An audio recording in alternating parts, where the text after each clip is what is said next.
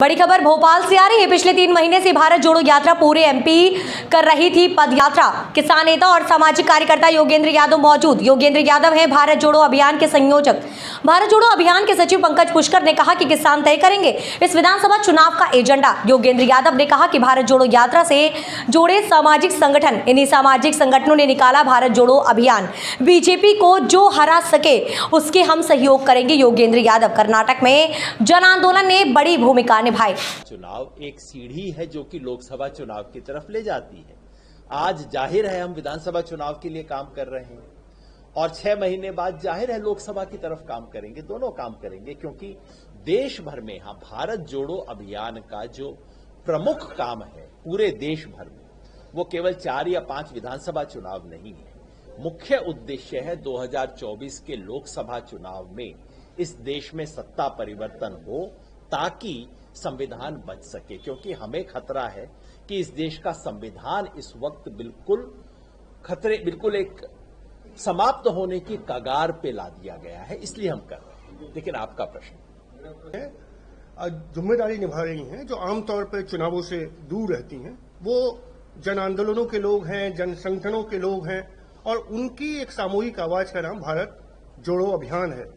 तो साथियों, पिछले 3 महीने का हम सब लोग अपने अपने मुख्य मुद्दों को छोड़कर 2023 के चुनाव को बहुत ही निर्णायक मानकर मैदान में उतरे हुए हैं। और उसका निचोड़ में अगर 2-4 पंक्ति में आपसे कहूं तो निचोड़ ये है कि बीजेपी जा रही है और जनता आ रही है। कौन आ रहा है, कौन पार्टी या कौन नेता आ रहा है, इससे बड़ी बात यह है कि जनता आ रही है। जनता के मुद्दे केंद्र में आ रहे हैं, जन संगठनों की आवाज आ रही है। तो ये चुनाव जो आमतौर पर चुनाव फुटबॉल मैच बन जाता है और जनता फुटबॉल बन जाती है, उसके बरक्स जनता अब खुद खिलाड़ी बन रही है, खुद रेफरी बन रही है। उस बात को भारत जोड़ो अभियान किस तरह देखता है, उस बात को योगेंद्र यादव जी आपके सामने रखेंगे। इस चुनाव में का एजेंडा जनता ने तय किया है। इसका केवल मैं उदाहरण के तौर पर उल्लेख कर दूं और मेरी बात बस पूरी होगी। वो ये कि आज के चुनाव में सर्व समावेशी विकास, ऐसा विकास जिसमें कि वास्तव में सबकी भागीदारी हो, जिसकी तरफ इशारा करने के लिए जाति जनगणना पहला कदम है, वो एजेंडा बन चुका है।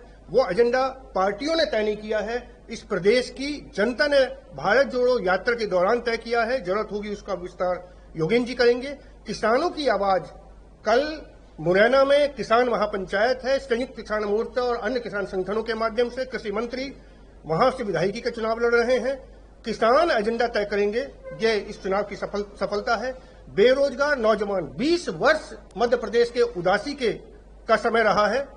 भ्रष्टाचार, हर भर्ती में भ्रष्टाचार हुआ है।